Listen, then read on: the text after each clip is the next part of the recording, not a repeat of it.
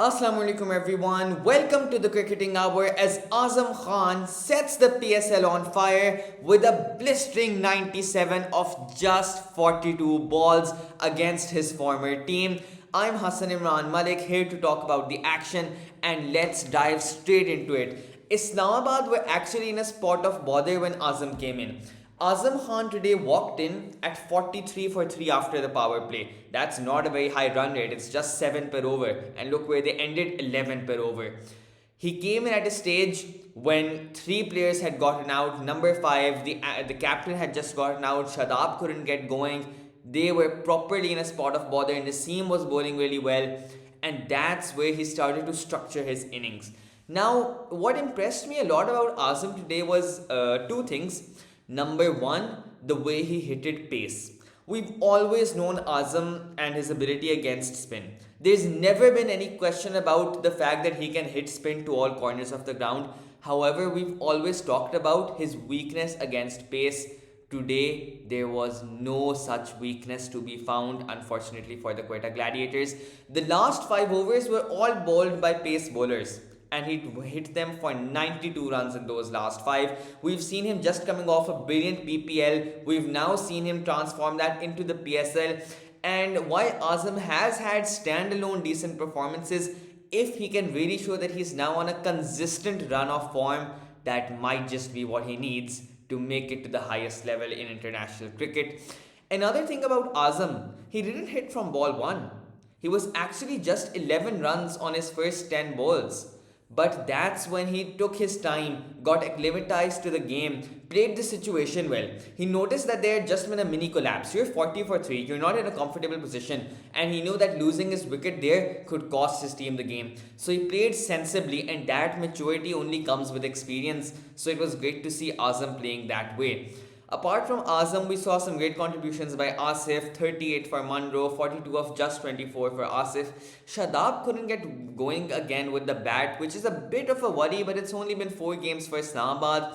And well, he's definitely been doing more than enough with the ball, so I think that makes up for it, as well as decent captaincy, to be honest. Regarding Quetta and their bowling changes, well, firstly today they dropped Kes Ahmed for Will Smeed to strengthen their batting, and they might be regretting that, seeing that they just conceded 220. But honestly, I don't think there's a lot that Kes could have done. There really wasn't much help for the spinners at all. It was primarily a pretty flat wicket, some help for the pace bowlers, a decent bit of bounce, but it was a true wicket. So really, I think it was a good call to bring in Smeed. Perhaps he could have capitalized, but he had 1-6-1-4, then got out. It happens when it's a bad day for Quetta. But actually, this is not just a bad day for Quetta. It's been a bad season for Quetta. It's not just been a bad season, it's been a bad run of nearly 4 years now. I believe they've won 8 games in the last 3 years of the PSL. In 2019, they were champions. Since then, they've not qualified even once. And really, it shows a lack of structure in the team because they have an equal position to the other 5 teams competing. It's not like they have less money. There's a budget cap in the PSL. It's a draft system. It's not an auction system. So really, there's no reason for a team to be underperforming to that level, especially after being the most successful teams in terms of win percentage in the first 4 years of the PSL. And yet they haven't changed their captain. They haven't really changed their core. They've still got Nawaz, Hasnain, Naseem from a fair while back. The same coaching staff primarily, Moin Khan. So if they aren't succeeding, then why aren't changes being made? That's definitely a question that needs to be asked from the Gladiators management. Because if they're using primarily washed players like Martin Guptill, who's not now at the peak of his career, Jason Roy, who's now maybe starting to flit in and out of the England side, Will Smeed, who's not a superstar yet, and then they get rid of players like Saim Ayub, who's now doing well for Peshawar. They get rid of players like Azam Khan, who's just hit 97 against them, and they get rid of players like Riley Rosso, who recently hit 78 against them. That's gotta hurt because the players you keep aren't performing, the players you let go are performing. So who's making these judgment calls in Quetta? Who's structuring their teams? They've definitely got a lot of talented analysts like Nabil Hashmi, for instance, works with them, but results aren't coming, and someone will really have to be on the chopping block there if things don't start to change for them. Granted, Hasaranga didn't come, that upset their plans, but still, really, Quetta, that's no excuse to be coming last. That's no excuse to have a net run rate of almost -2. Perhaps some more imaginative captaincy. I think they need perhaps more left hand, right hand partnerships. If you have Will Smeed, Roy Guptill, in general, they have a lot of right handers that immediately exposes them to the leg spin, for example, of Shadab Khan. Today we saw Sarfaraz. Sure, he scored 41 of 36 balls, chasing 221. No chance. You've basically wrecked the innings right there. If you score 41 of 36, your team cannot chase 220 in any case. Hafiz definitely tried. Iftikhar played well. My question is, if Iftikhar is in such good form, why isn't he batting higher up the order? Why isn't he batting higher than Sarfaraz?